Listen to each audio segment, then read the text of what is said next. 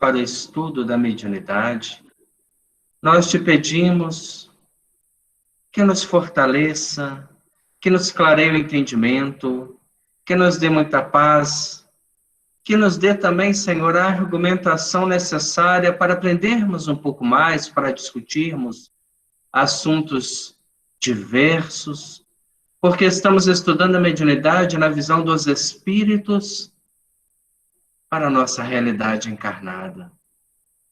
E, de repente, existem conflitos de ideias porque nós tínhamos na mediunidade como uma muleta que nos sustentasse nas dificuldades da vida. E, na verdade, ela é uma placa de orientação que nos ajuda a encontrar caminhos diversos para o nosso crescimento espiritual. Abençoe, ó Pai, a todo o nosso grupo. Abençoe a todos aqueles que estudam conosco, assistindo os vídeos, para que possam refletir bastante sobre essa importante ferramenta que é a mediunidade e crescerem a partir dela. Que Deus, nosso Pai, esteja conosco hoje, agora e sempre. Que assim seja, graças a Deus. Muito bem, meus irmãos, nós estamos encerrando o capítulo 21. Estamos lá na partezinha final deste capítulo, aonde a nossa companheira, a Dona Elisa, está no processo de desencarnação.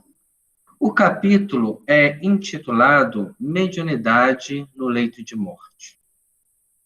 E a mediunidade no leito de morte, ela é definida pela vontade que Elisa teve em encontrar-se com a sua irmã Matilde, que está a dezenas de quilômetros dali, e ela queria avisar a sua irmã, a única ainda, da família que ficaria encarnada, da sua partida, do seu retorno ao mundo espiritual.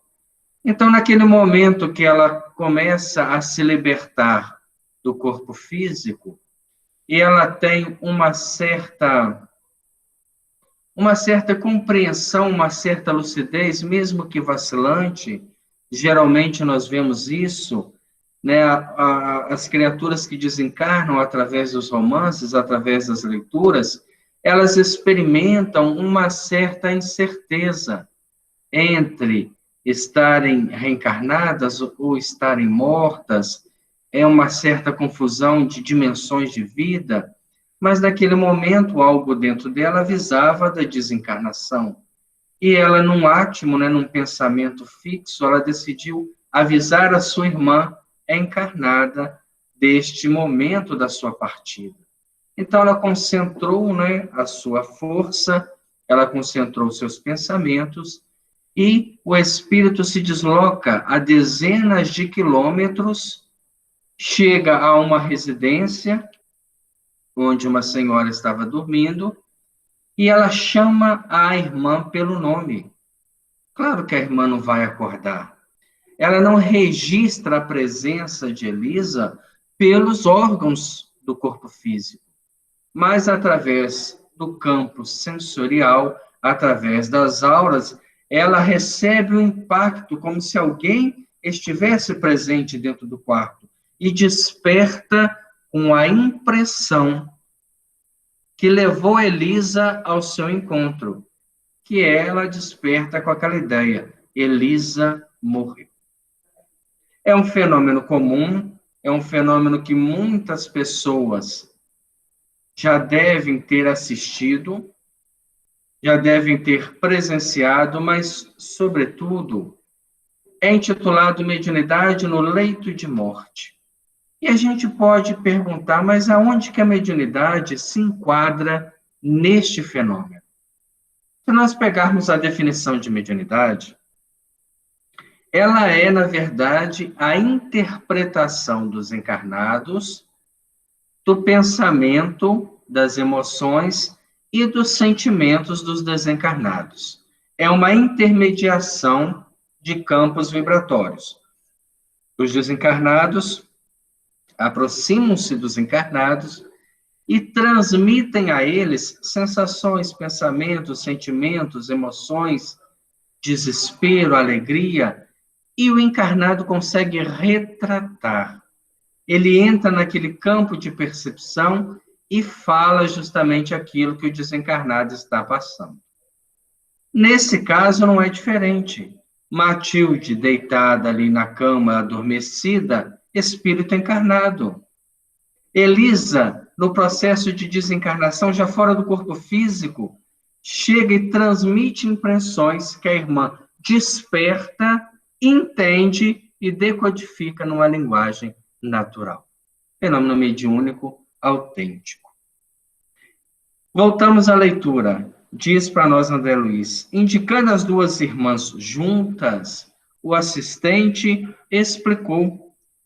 Temos aqui um dos tipos habituais de comunicação nas ocorrências de morte. Pela persistência com que se repetem, os cientistas do mundo são constrangidos a examiná-los. Então, é um fenômeno tão vulgar, tão comum, que já há estudos sobre o que pode ocorrer, como é que uma pessoa que está a centenas, a milhares de quilômetros, consegue, num instante, despertar, ou durante o dia, dar aquela sensação, aquela angústia, e naquele momento ela saber que um parente desencarnou, sofreu um acidente, passou por uma situação difícil. O que faz essa intermediação, esta comunicação? Alguns dos cientistas atribuem esses fatos a transmissões de ondas telepáticas, ao passo que outros neles encontram os chamados fenômenos de monição. Se nós aceitarmos que são ondas telepáticas, nós estaremos cientificando a mediunidade, porque ela nada mais é que uma transmissão de ondas telepáticas, de dimensões de vida diferentes.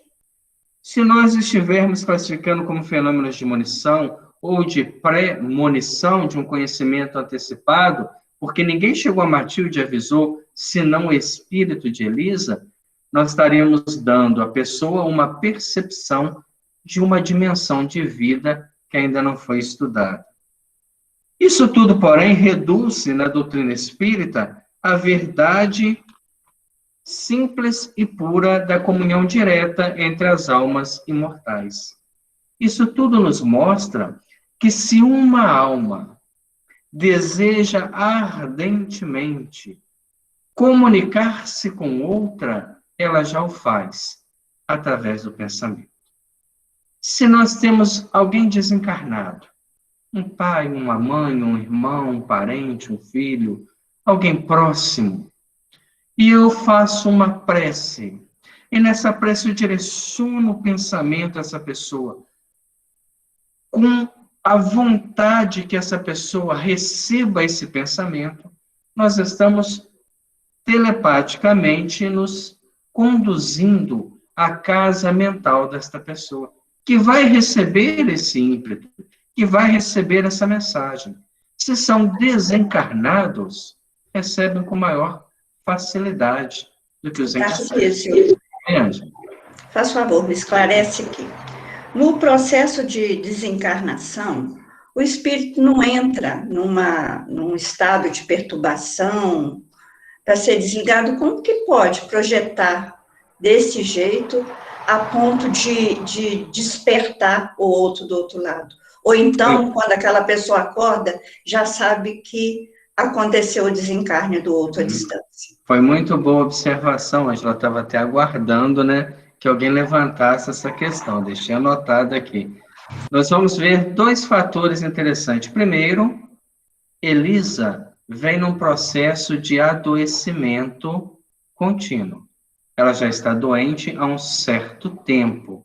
Apesar da história não entrar a fundo, mas a gente vê nos paralelos da história, nas entrelinhas, que ela estava doente, que ela estava acamada, que ela já não fazia as coisas, dependia das pessoas para se alimentar, para ter, né, todo o seu processo de vida natural. Então, nesse momento, ela já vinha experimentando um certo desprendimento, porque a doença de longo tempo vai fazendo com que o desencarne vá se processando aos poucos, o que é diferente, por exemplo, de uma morte súbita, o que é diferente, por exemplo, de um infarto fulminante, que leva a esta perturbação muito mais intensa. Então, naquele momento, quando ela, né, transcende, ela não está num grau de perturbação tão grande, tão acentuado. E tem um segundo ponto, que a gente não pode deixar passar despercebido. Era feito ao lado dela o culto do evangelho no lar. Mesmo ela não escutando pelos ouvidos, pela dificuldade da doença, Elisa, em espírito, assimila verdades espirituais que pesam muito na sua lucidez, uma vez fora do corpo físico. Então, quando ela está fora do corpo físico, por todas as impressões que ela absorveu das leituras do Evangelho, das explicações e das preces, e da enfermidade de longo curso, ela já consegue experimentar um certo grau de lucidez. O que é diferente, por exemplo, se nós pegarmos a história de André Luiz, que o filme chega a retratar. Ele vai fazer uma cirurgia, né? Ele padecia de um tumor na região digestiva baixa, e ele desencarna ali na mesa de cirurgia. No filme, ele deixa bem claro, ele fala, acordei numa dimensão chamada umbral. Ele sequer viu o funeral, a morte, aqueles processos. Ele já despertou numa outra dimensão da vida, o que para ele foi muito mais chocante, foi muito mais, né? Tarcísio, outra coisa, a gente vivencia isso e às vezes nem se dá conta. Ocorreu um fato aqui na minha família, entre minha mãe e meu tio. Só que a pessoa enferma, assim, já num estado de demência senil muito grande, era minha mãe. E meu tio internou para fazer uma cirurgia também da parte do intestino. Sim. Ele não morreu na mesa de cirurgia. Ele morreu após uns 3 dias no CTI. E eu passei, assim, ele morreu no meio da noite, por volta de meia-noite, 1h. E eu passei a noite toda me preparando para dar a notícia para minha mãe, que ele era nosso vizinho aqui. E quando minha mãe acorda, ela vira para mim e falou assim, seu tio morreu. Olha só. Então, eu me preparei e ela me deu a notícia. Aí a gente... olha só que interessante. E a gente viu, né, nesse capítulo, esse processo. Naquele momento que ele está para desencarnar, né, já se libertando até pela medicação, pela dificuldade do corpo, ele ainda teve lucidez de comunicar a sua partida. É um desejo que o Espírito tem e todos nós podemos fazer isso. Aí a gente fala assim, mas então por que não acontece sempre? Porque tem muitas criaturas que não conseguem detectar que morreram. A maior realidade da desobsessão é você receber o Espírito e ele não ter noção nenhuma que morreu. Então, como é que ele vai avisar alguém se ele ainda não admitiu aquilo como uma possibilidade, como uma realidade? Outra pergunta, estou cheia de perguntas hoje. É bom, é bom. Isso aí pode acontecer do espírito que está próximo a desencarnar também atuar dessa maneira com o outro que ele quer comunicar acordado? A partir do momento que o espírito tem uma certa lucidez espiritual, ele pode. Ele consegue, aquilo que os cientistas vão chamar de fenômeno de munição ou premonição, antever, às vezes, o seu próprio desencarne. Estando fora do corpo físico, no sono, ele tem essa visão que a vida material está chegando ao fim. E sem se perturbar com isso, ele pode, em espírito, estar já preparando aqueles que convivem com ele para isso. Exemplo prático disso, a última ceia de Jesus. Se você estuda o Evangelho da Última Ceia, você vê um Cristo melancólico, avisando a cada momento que ele ia para uma região, que todos iriam abandoná-lo, e os discípulos, longe de entender o grau de lucidez daquela alma, preparando eles para o advento da paixão, eles não entendem por que ele fala isso, né? Para onde ele está indo? Acaso nós não somos dignos de segui-lo? Na verdade, eles não estavam nem prontos. Jesus preparava porque conhecia de antemão cada detalhe que o aguardava. E aí a gente vê nesse ponto, alguns espíritos experimentam uma certa lucidez e têm a noção exata do momento, da época que irão partir. Então, eles preparam aqueles que estão próximos, seja através de uma conversa dentro do campo da dimensão física ou através do campo também onírico dos sonhos. Pois é, eu vivenciei isso também. O meu tio, fundador do nosso grupo, e fundador também do grupo Palminha em Juiz de Fora, ele estava internado já, e eu tive muita vontade, muita necessidade de ir conversar com ele. Aí eu saí daqui, fui em Juiz de Fora, na Santa Casa, cheguei lá, a acompanhante dele estava no banho, ele estava recostado, eu cheguei, agradeci a ele o que ele deixou para nós de herança de trabalho, cantei o hino do Palminha, cantei o hino do Oldernes, agradeci muito, sabe, pela pessoa que ele foi. Meia hora depois, ele desencarnou como se tivesse desligado a tomada da eletricidade, sem um suspiro, comigo, só comigo, tá?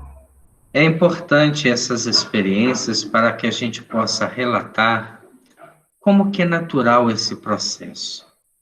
Quando a gente pega os romances históricos, né, que Chico Xavier psicografou através das memórias de Emmanuel, nós vamos ver que o fenômeno da morte, ele era aceito de uma forma muito mais natural do que hoje em dia. Os orientais tinham consigo uma visão diferente, até mesmo os romanos. Nós temos, por exemplo, a desencarnação no livro Há 2000 anos, de Flamínios Severus, e ele encara o momento da morte com extrema naturalidade, avisando, né, a Públio, que era como se fosse o seu irmão, que o momento se aproximava, e ele disse que nada, o senhor vai recuperar. Ele fala, eu tenho certeza, porque as luzes daqueles que já partiram têm me visitado. Olha que natural a comunicação dos espíritos. Mais tempo à frente, né, a sua esposa passa pelo mesmo processo, e agora é ele em espírito que vem avisá-la que os dias estavam terminando, para que se aproveitassem aqueles momentos finais.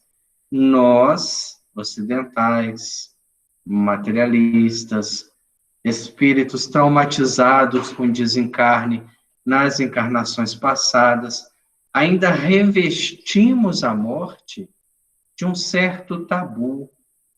Morreu, descansou em paz, morreu, né? A gente não quer nem ver, é aquela coisa fúnebre, aquela visão triste, mas naquele momento há um processo de libertação espiritual. Quando nós vamos a um velório, hoje em dia está até difícil, né, por esse processo que a gente vive, quase sempre não tem, ou quando tem é restrito, e o que está muito certo pelas medidas de segurança, mas em todos aqueles que eu estive, em momentos que eu conseguia ficar sentado e que o ambiente, né, diminuía o vozeiro, o anedotário sem importância nenhuma, eu começava a observar o que estaria acontecendo ali. Será que a alma já estava liberta? Será que naquele momento haviam técnicos da espiritualidade desligando? Um momento, às vezes, assim que passa. Observa o velório, começa com um grau de emotividade muito grande, De repente, as pessoas parecem estar anestesiadas. E quando ele vai terminar, aproxima-se a hora, né, de fazer o sepultamento, volta aquela carga pesada. Neste momento em que as almas se anestesiam, os familiares secam as lágrimas, entram numa certa prostração. É o momento que a espiritualidade aproveita para retirar ainda ou fazer um desligamento final. Então, há experiência espiritual em tudo. Experiências essas, como a Ângela viveu, são muito enriquecedoras, porque, quem sabe, aquela alma não esperava até breve dessa forma, que quebrasse nelas resistências, delas se libertar. Porque, às vezes, a gente está cuidando de um doente ali, mas não quer que ele vá embora. Ah, tá tão de não, mas Deus vai dar força, você vai melhorar, mas o que que é uma melhora? Para quem já está se arrastando, para quem está numa debilidade orgânica, que não encontra mais nenhum tipo, né, de tranquilizante para dormir, de analgésico para as dores do corpo. Então, a libertação do espírito é muito importante. E felizes são almas como Elisa, que desencarnou num lar espírita, onde tinha a filha e a neta, orando em benefício dela. Isso fez com que ela tivesse essa certa lucidez. No livro Além da Vida, muito citado, né, por nós nos estudos, psicografia de Divaldo Franco, do espírito Otília Gonçalves, ela conta a sua própria história. E ela foi vitimada de um infarto fulminante. Ela estava trabalhando na Mansão do Caminho e infartou. Desencarnou. Tarcísio, Oi, Cátia. deixa eu te perguntar uma coisa. E Uhum. quando ocorre o contrário? Por exemplo, duas pessoas têm muita afinidade e aquele que vai desencarnar, a pessoa que vai desencarnar, a outra percebe meses antes. Pode ocorrer isso? Pode, por quê? A desencarnação, ela é um fenômeno espiritual.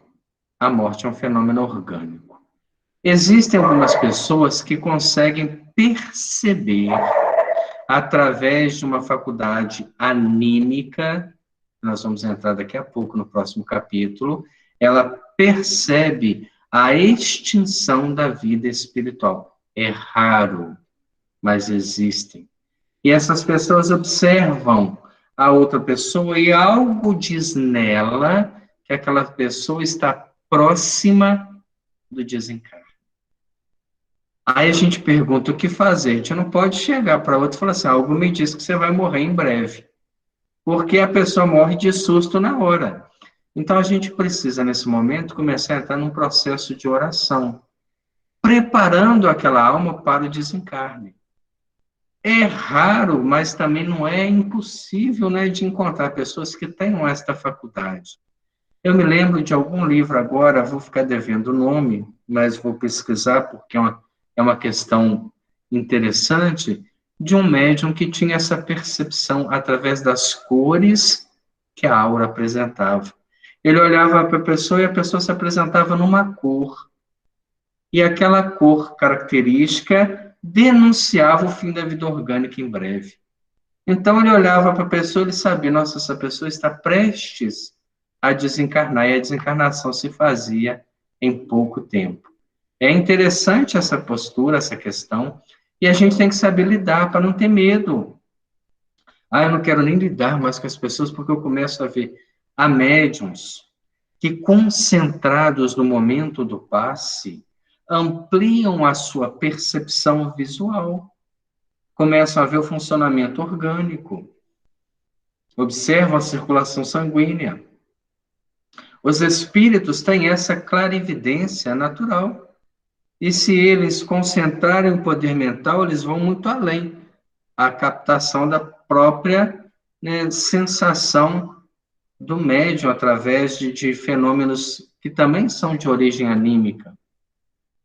Então, a gente, à medida que vai se espiritualizando, todos esses fenômenos vão se tornando mais naturais. A gente começa a perceber com muito mais naturalidade a vida espiritual que está à nossa volta. E ela é riquíssima.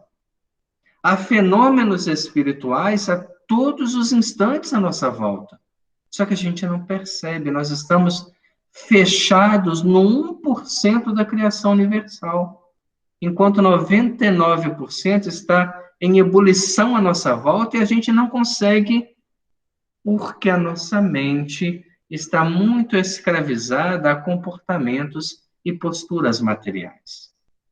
Mas voltando ao caso da Otília Gonçalves, ela, quando tem a noção do desencarne, porque era espírita, era militante, tinha conhecimento do processo, sentiu o infarto, sabia que estava fora do corpo, ela não aceita a morte. Ela fala, não, eu ainda sou muito nova, eu não quero morrer. Aí entra em perturbação. Mesmo sendo espírita e tendo conhecimento, ficou 7 dias ligadas ao corpo físico, padecendo fenômenos da decomposição desnecessário, pela sua teimosia em aceitar uma realidade que é inevitável. A partir do momento que cessou a vida orgânica, não há retorno. Ali é um novo nascimento para uma realidade maior. Depois de 7 dias, ela começou a pensar, falou assim, meu Deus, o que me valeu tantos anos trabalhando na Mansão do Caminho? Dirigindo a Mansão do Caminho, cuidando das crianças, assistindo as palestras, o que me valeu? E ela começa a ter vergonha de estar ali. Então, ela volta o pensamento à prece. Olha o que é a prece na nossa vida. Ela começa a orar, como André Luiz, depois de anos no umbral, vencendo o seu materialismo, começou a orar. Ela começa a orar e a irmã Sheila surge naquela realidade que ela estava e diz, Otília, eu estou com você desde as primeiras horas, aguardando que você abra a porta, abra a casa mental para que a gente possa sair dessa realidade. Então, meus amigos, esse momento da morte é um momento muito delicado e muito interessante. E o que é melhor? Todos nós vamos passar por ele. Já passamos diversas vezes de forma traumatizante. Por isso temos medo da morte, medo de como vai ser, medo de ser enterrado vivo. São o quê? Estigmas do materialismo, de não ter se libertado naquele momento da cessação da vida orgânica. Desencarnação e morte são fenômenos distintos. Houve a cessação da vida orgânica à morte. O corpo esfria, endurece e, com o passar do tempo, decompõe. Desencarnação é a cessação de todos os laços que prendem o espírito ao corpo. E esse fenômeno não se dá ao mesmo tempo. Quem tiver a oportunidade de ler o livro Voltei, História do Irmão Jacó, ele tem uma experiência interessante nesse campo, porque ele faz um desencarne consciente. Então, ele vai contar instante por instante, desde o mal que ele sentiu ao momento da morte física.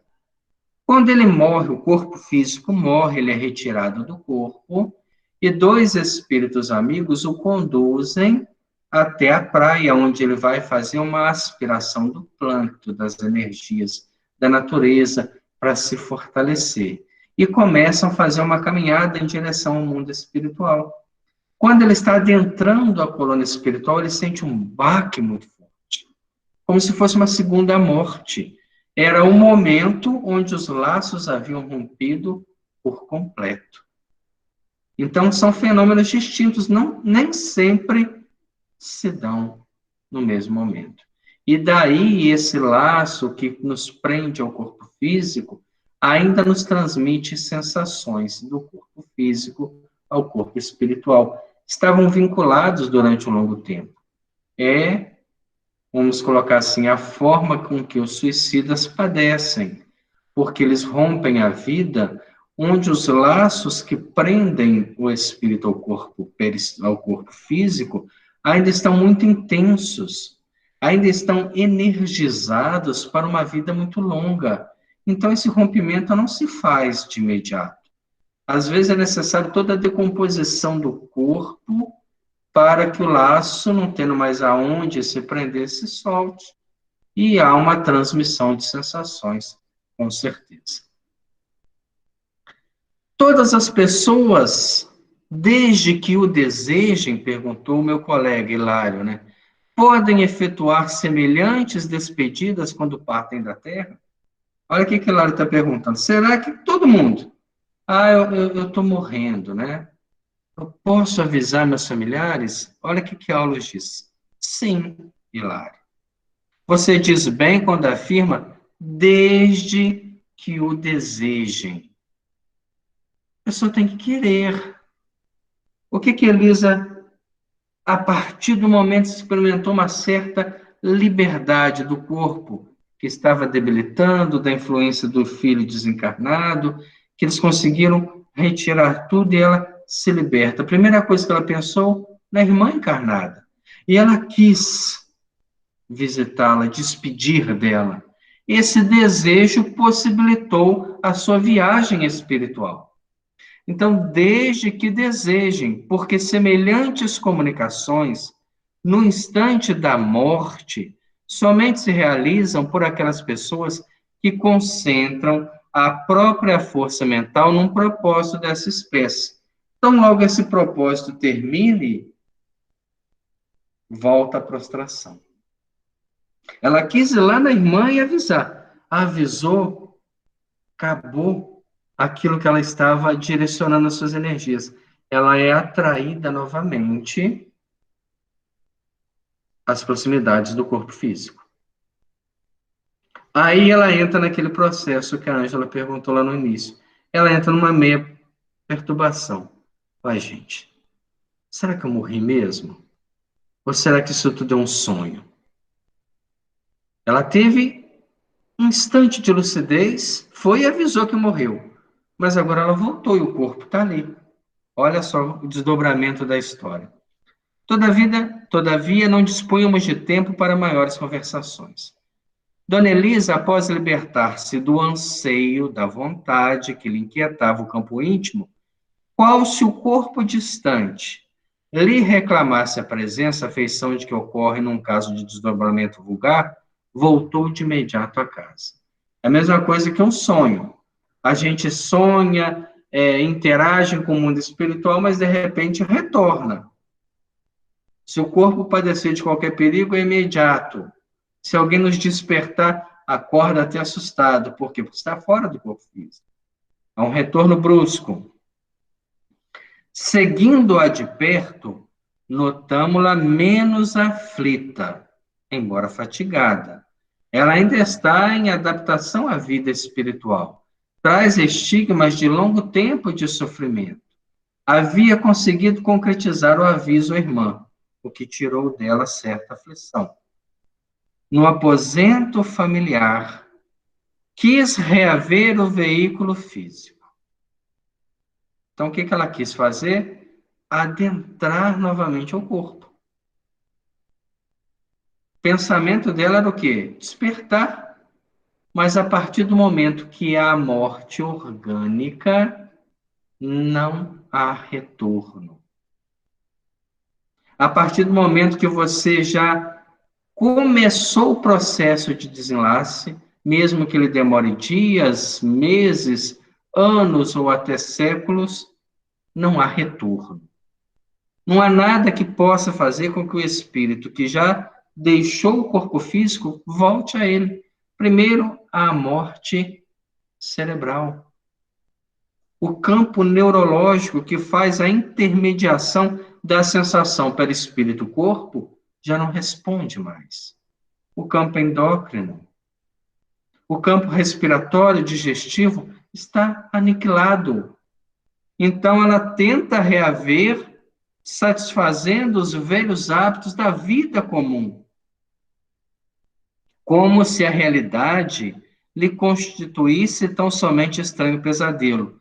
começa a passar o processo do desequilíbrio, da própria falta de consciência da morte.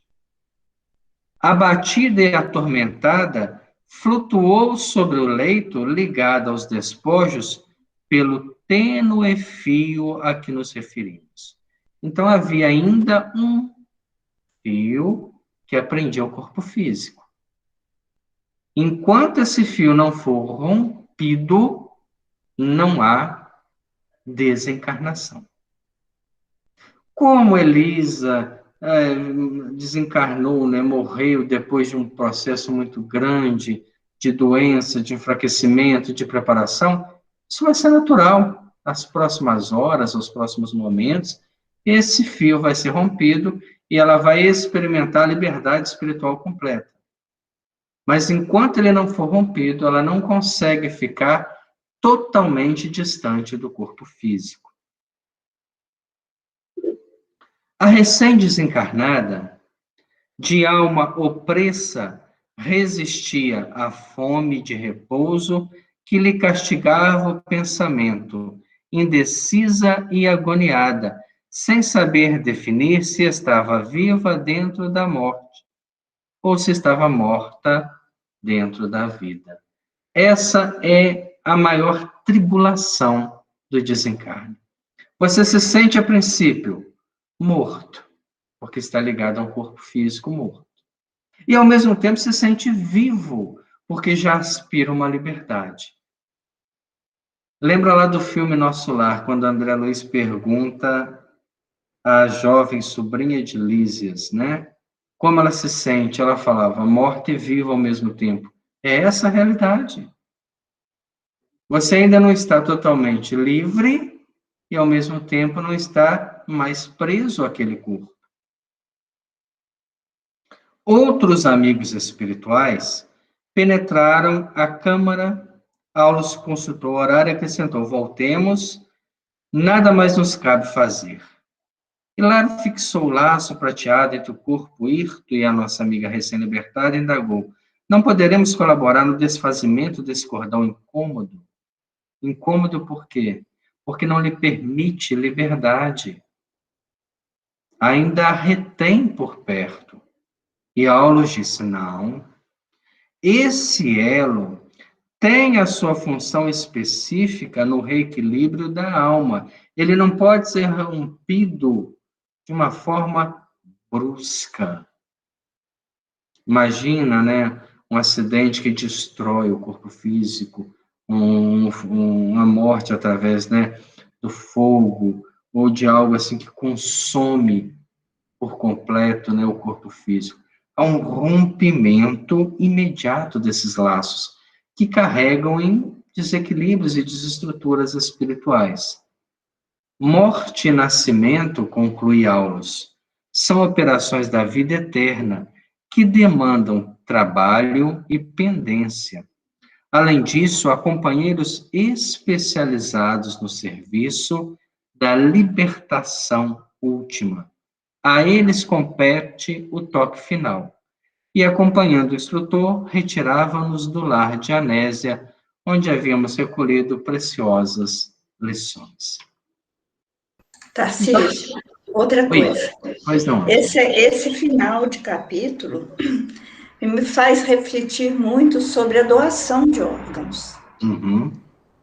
Porque se o espírito desencarnado ele está ali consciente do estado e não houve ainda o desligamento daquele cordão, eu acho que deve ser uma situação bem aflitiva, né?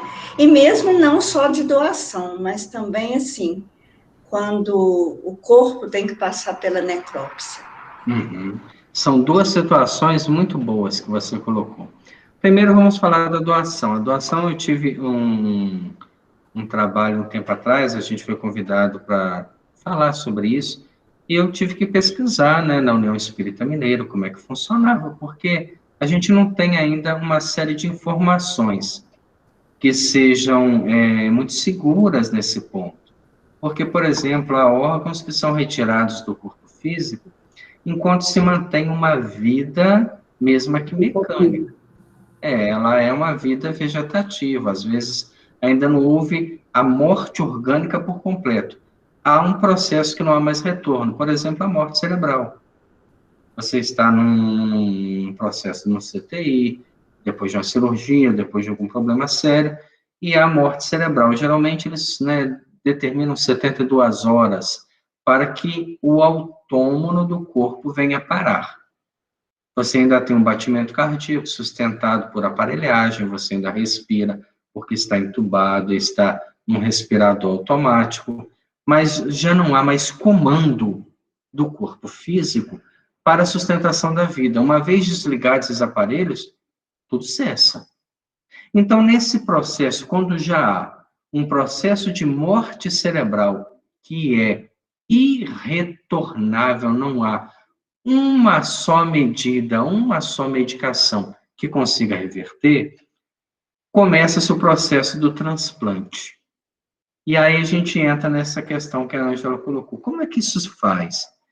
Quando a alma, quando o ser faz de boa vontade doação, como eu sou doador universal, se acontecer comigo, eu não vou sentir nenhuma dor. Porque a espiritualidade faz um processo anestésico no perispírito para a retirada desses órgãos ainda em vitalidade, e esses órgãos vão ser doados, e ao mesmo tempo o sentimento de preservação da vida que eles geram fazem com que os órgãos perispirituais se revestem de uma energia tão grande, da onde nós nunca mais teremos, em próximas encarnações, doenças nesses órgãos, segundo os médicos da União Espírita Mineira, que trabalham diretamente com a comunicação dessa área. Mas tem que ser algo feito consciente. Não é a pessoa quiser doar, doa. Não. Tem que ser uma decisão de lucidez. Eu quero ser como eu não quero. Algumas pessoas me disseram na época, por que Chico Xavier não doou seus órgãos? Primeiro que ele já desencarnou com 92 anos. Órgãos desgastados ao limite. E você me imagina alguém que dissesse, eu tenho o coração de Chico Xavier, eu tenho o rim, eu tenho a córnea. Ainda ia ser motivo de vaidade. Então, ele, espírito lúcido, deixou declarado de próprio punho que não era doador. Hoje, a legislação impõe aqueles que não querem doar, são obrigados a deixar. Quem não deixa nada por escrito, automaticamente se torna. Então, é um fator para que a gente fique lúcido. A mim, se me acontecer, sou doador universal, com mais profunda consciência, sem nenhum medo dos reflexos perispirituais que podem gerar aquele que não se preparou. Mas aí vem um outro ponto, a necrópsia. A necrópsia se dá em algumas circunstâncias. Primeiro, num crime, num assassinato, num suicídio, em alguns processos, de desencarne complicado, há a necessidade de se fazer a necrópsia, que é você abrir o corpo físico já do desencarnado, do morto, retirar os órgãos para o exame da própria letalidade do que causou, se foi um veneno, o que causou, se foi um tiro, se foi um suicídio. E ela faz o fechamento do corpo já sem os órgãos, e o sepultamento dos restos, parte fica para investigação policial. Os espíritos que foram assassinados e não estavam num processo de resgate, pessoas que se voluntariaram para a morte, porque se colocaram em situação de risco, suicidas, sofrem a necrópsia. Eu levei, há 2 anos atrás, nós tivemos um estudo em Maripá, no Carnaval, e o tema era o suicídio. E eu levei o depoimento que nós escolhemos na internet, das histórias, era uma entrevista do espírito Humberto de Campos a uma jovem mulher que suicidou. Ela conta que descobriu que o marido, né, tinha uma nova companheira, como a história que nós estudamos de Jovino. E no momento de desespero, ela tomou um veneno que corrompeu a parte digestiva. Então, ela começou a contar a partir do momento que ela teve a lucidez, que foi logo depois. O arrependimento é tão forte no suicida que tão logo o corpo para, ele desperta. Não é um sono. Não é um momento igual a nossa Nésia, que está lutando, a Elisa, né? Lutando para não dormir. E ela adormecendo seria o ideal, porque eles iam retirar esse laço, encaminhar o mundo espiritual, e quando ela despertasse, ela já estaria fora de todas as sensações que o velório promove. Ela não conseguia, ela despertou logo depois. E ela começa a sentir uma vergonha, porque chegou o seu ML e eram 2 homens que iam fazer a necrópsia. Eles retiraram as suas roupas. Ela sentiu um frio imenso, o corte, a retirada, o trauma, e não vinha a morte para poder apagar isso tudo. E ela pensou assim, o que eu fiz da minha vida? Há horas atrás estava no calor do meu leito. É um momento do desespero. Então, tanto a doação de órgãos como a necrópsia, elas vão estar muito ligados ao processo da morte. Quando há uma morte, a pessoa foi assassinada porque ela deu a vida em benefício, como Joana de Ângeles foi assassinada. Ela se postou na frente do monastério para que as freiras não sofressem a violência e foi assassinada. Mas sai dali com uma luz espiritual muito grande, porque ela não se entregou ao suicídio. Ela entrou na frente para proteger as outras irmãs. Tarcísio, Oi, Rita. tem a questão da cremação também, né? Ótima, cremação. Foi até perguntado... Isso aí que eu ia perguntar, estava aguardando para perguntar também, Rita. Muito Porque bom. ela tem que esperar, né? Porque a gente está sabendo de casos que, assim, eu aqui, parente meu, foi cremado no mesmo dia. Imediatamente, eu já vi Imediatamente. pessoas cremadas. Mas o problema é que horas espera dentro de um freezer, eu não sei o que é pior. Pois é. Então, é no fogo no frio. É até interessante isso, porque aqui em casa nós temos, né, é bem democrático, nós temos 2 pessoas que já optaram pela cremação. E a cremação você também precisa fazer uma declaração em cartório, que você quer ser cremado. Nós temos aqui próximo agora, em Matias Barbosa, um forno crematório. Em 1971, no Pinga Fogo, foi perguntado ao Chico Xavier sobre a cremação. E, na época, a cremação seria, ela estaria vindo para o Brasil. Nós ainda não tínhamos essa realidade. E perguntaram a ele, na opinião dos espíritos, né, o que era a cremação, se ela era válida, se não era. E ele responde dizendo que já havia perguntado a Emmanuel sobre a cremação.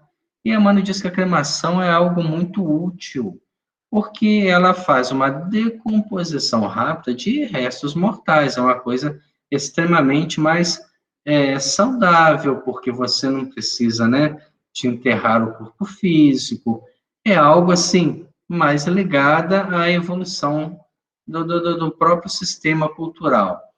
Porém, o Espírito Emmanuel sugere 72 horas em câmara fria, como a Rita falou. Porque o corpo físico, se ele não for enterrado dentro de 24 horas, ele começa a se decompor. Internamente, ele já está se decompondo, a partir do momento que cessa a vida. Há toda uma preparação, né, que nós chamamos de inumação cadavérica, com formol, com produtos, né, para que segure um processo de velório. Há pessoas que padeceram, e eu tive a oportunidade de assistir um quadro muito triste, de uma jovem que ficou 3 anos numa luta muito grande contra o câncer, e quando desencarnou, o velório estendeu por mais de 16 horas.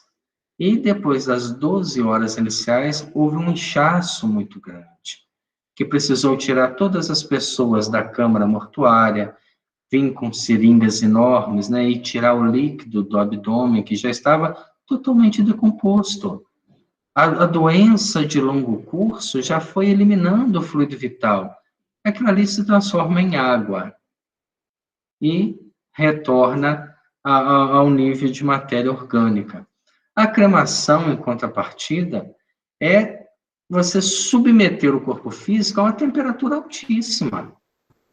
Depois que você fica, se é que o forno crematório tem essa estrutura de 72 horas congelado para que o corpo não decomponha, ele vai para uma temperatura altíssima, desintegra e aquilo que sobra ainda é deteriorado num liquidificador muito grande para que só retorne pó. Aí a gente pergunta, e a questão do espírito? Se for um espírito que se preparou para a morte, nada disso vai perturbá-lo. Nada. Nem o congelamento do corpo, nem porque aqueles que também não se prepararam e foram enterrados, com certeza vão padecer desse frio. Porque entram para debaixo da terra, a temperatura despenca. Você está no meio de flor, de serragem, todo cheio de medicação para todo lado, é algo extremamente desagradável. Então, a preparação para a morte é um dever, para que a gente não venha passar por traumas maiores e, na próxima encarnação, estar revivenciando o que ainda passa no nosso íntimo agora. Mas na cremação, se eu não me preparei, na hora que eu entrar para o forno, eu vou achar que eu fui para o inferno. Porque um calor, é um caldeirão, é fogo por cima, por baixo, e vai desintegrar o corpo físico. Então, qualquer que seja a morte que a gente escolha, se tiver que passar por autópsia, se tiver que fazer doação de órgãos, se tiver que fazer inumação cadavérica, se tiver que fazer a cremação, se o ser espiritual não estiver preparado, ele vai padecer traumas. Por isso, nós ainda hoje somos cheios de traumas, porque desencarnamos diversas vezes sem se preparar. No livro A Luz do Consolador, da Ivone Pereira, a gente tem uma história fantástica sobre a morte. Conta a história do próprio pai da Ivone. Ele começou a contar que despertou sentado numa varanda muito grande, sentindo bem. Aí ele teve vontade de ler o jornal, porque ele fazia isso todo dia. Era automático. Aí ele olhou para o lado, o jornal já estava ali. Ele pegou o jornal e começou a ler. Sentiu vontade de tomar um café. E o café estava ali na mesa. Pegou o café, tomou. E ele ainda diz, eu estava tão distraído que nem observei quem me trouxe o jornal, o café. Senti um bem-estar, um ambiente muito bom, pássaros cantando. Aí eu senti vontade de levantar, ele conta isso diretamente para ela. Levantei, caminhei pelo quintal. Pensei em estar na casa da minha cunhada, que tinha uma varanda muito grande, um quintal muito grande, e ele era um apreciador das aves, então eu escutava, assim, ele olhava para as árvores, não via nenhum. Quando ele estava lá no meio do quintal, ele lembrou, peraí, gente, como é que eu estou andando? Eu estava doente, eu estava em cima da cama com dificuldade. Aí começa a passar aquele filme na vida dele. Ele começou a ver a infância, a juventude, a idade madura, a doença, a morte, o velório simples, a sepultura ainda com as flores em cima. Havia 3 dias que havia desencarnado e nem havia se dado conta, já estava no mundo espiritual. Alma justa, trabalhador da primeira hora. Esses nem percebem. A morte só é traumatizante para os sensualistas, para os materialistas, para aqueles que insistem na realidade da ilusão e se mantêm nessa ilusão por um longo período. Observem os espíritos na desobsessão, aqueles que já têm experiência, mesmo os sofredores. A maioria absoluta não tem noção que morreu. Se você falar assim, você acredita na vida após a morte? Eles falam, de jeito nenhum. Não acredita que morreram, porque é natural esse processo. A maioria absoluta dorme, e quando acorda, já está numa outra dimensão da vida. Nós vamos experimentar diferenças, sensações, aproximação. Se estivermos espiritualizados, e esse é o objetivo da proposta espírita, vamos ver os nossos parentes próximos. E isso vai nos dar segurança. Só para a gente encerrar aqui, uma outra historinha, do próprio Divaldo, quando ele foi convidado pela Joana a visitar um trabalhador da Mansão do Caminho que havia desencarnado. Ele havia desencarnado há menos de uma semana. E os familiares, que também eram trabalhadores, pediram a ele que pudesse trazer alguma notícia, que os espíritos trouxessem. Era uma pessoa boa, ativa, orador, trabalhava com as crianças, o voluntário da mansão.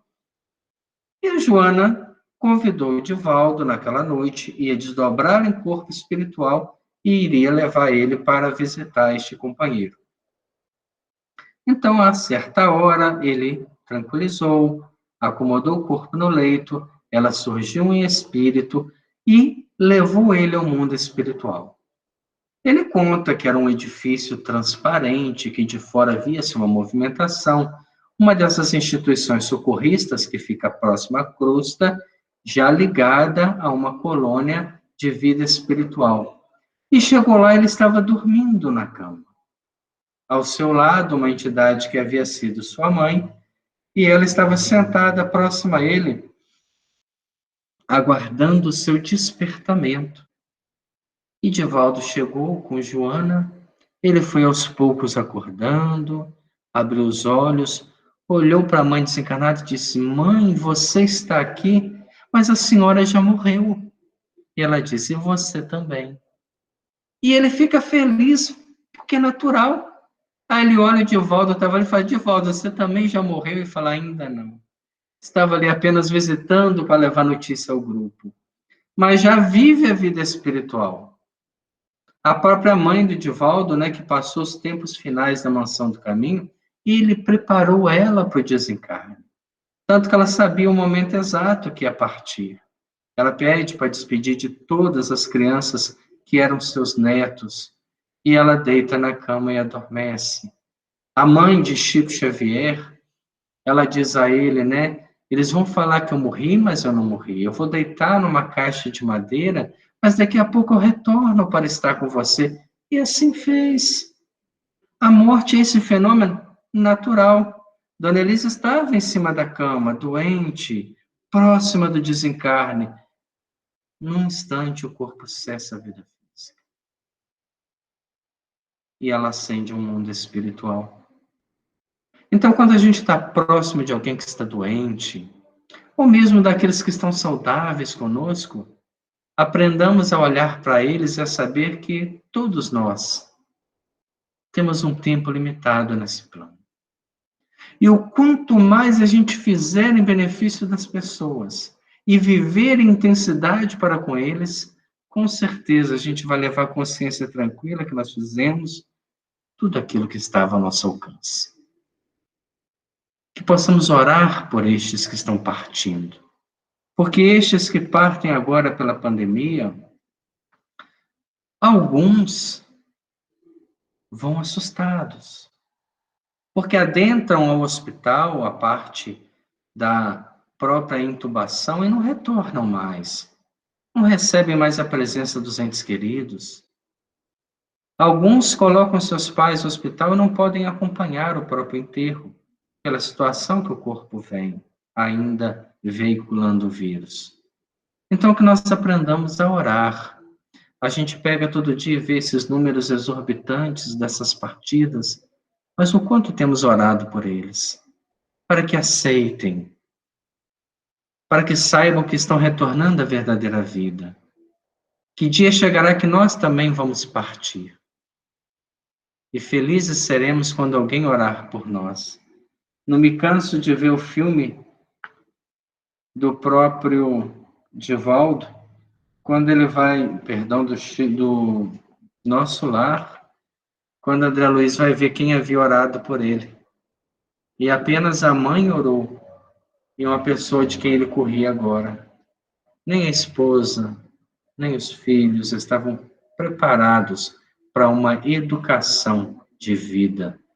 Certa vez, assistindo uma palestra de um orador espírita de Juiz de Fora, ele contava da experiência da educação espírita. E estando na rua com os filhos pequenos, recebeu o telefonema da morte de um confrade. Olhou para os filhos e pensou: está na hora de ver o que o ensinamento espírita está fazendo com eles.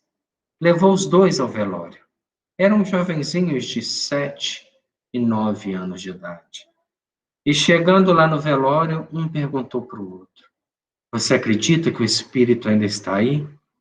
E o outro mais velho disse: ah, não, era pessoa trabalhadora, com certeza já se libertou desse corpo. Isso é educação para a morte, que nós devemos fazer com os nossos filhos e também com nós próprios. Próxima semana começaremos o capítulo 22. O capítulo 22, ele é intitulado Emersão do Passado. Nesse capítulo nós vamos tentar entender a essência do animismo, diferenciá-lo do fenômeno mediúnico e da mistificação. Entender como ele se processa e como nós devemos agir perante uma realidade anímica. Vamos fazer a nossa prece de agradecimento a Deus nesse instante. Vamos elevar nosso pensamento ao nosso Pai Celestial. Sabemos, Senhor, que quando estudamos sobre a morte, como num capítulo desse, e vemos todas as suas facetas, todas as suas formas, todos os meios que temos de vivenciá-la antes e depois, às vezes nos assustamos. Às vezes nos preocupamos, mas esquecemos que todo dia, quando adormecemos, estamos treinando para morrer. É tão natural adormecer porque eu tenho a certeza que vou acordar amanhã. E quando morrer, eu tenho certeza que vou acordar no mundo espiritual. E eu posso acordar no mundo muito melhor, como eu posso acordar no mundo que eu já vivo intimamente. O importante é saber que quando ela vier, não há nada mais que eu possa fazer. Lutar contra ela, Senhor, é perder tempo. Aceitar aquele momento, entregar tudo que não está mais ao nosso alcance ao Pai Criador, para que a partir dali, Ele seja o tutor da nossa família, dos nossos entes queridos, daqueles que convivem conosco. Abençoe, Senhor, a todos os nossos irmãos que partem, sem o devido esclarecimento para a vida espiritual, que possam refletir profundamente, que esse momento possa ser para eles um momento de despertamento, de lucidez, de oportunidade. Abençoe a nós que estamos aqui ainda encarnados. Que saibamos, Senhor, que vivemos um mundo das ilusões. A verdadeira vida nos aguarda. Que não venhamos a valorizar mais os prazeres da vida material do que a realidade espiritual, que todos nós adentraremos um dia. Seja, Senhor, a luz da nossa vida, o guia no nosso caminho, o rumo que escolhemos para as nossas atividades. Permaneça conosco hoje, agora e sempre. Que todos tenhamos uma ótima semana. Que na próxima semana possamos estar juntos novamente, estudando e tentando entender um pouco essa proposta